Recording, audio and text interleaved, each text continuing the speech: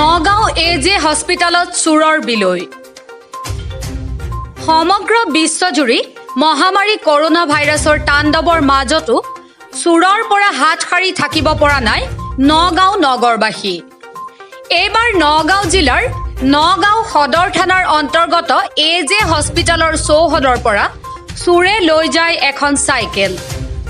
উল্লেখ্য যে আজি বহুদিনৰে পৰা এই হস্পিটালৰ চৌহদৰ পৰা এনে বহু কাৰ্য চলি থকা স্বত্তেও হস্পিটেল কৰ্তৃপক্ষৰ কোনো কাণ সাৰ নাই, যাৰ ফলত বিপাঙত পৰিবলগীয়া হৈছে বিপদগামী সৰ্বসাধাৰণ। মই এজি হস্পিটালত আহিছিলোঁ। অহাৰ পিছত গেটৰ ওচৰতে মই চাইকেলটো থৈ নতুন চাইকেল থৈ পেলাই ভিতৰত পেচেঞ্জাৰ আহি পেলাই আকৌ আহিলোঁ। আহি পেলাই চাইকেলখন নাপালোঁ। চাইকেলটো মোৰ হাততে আছে।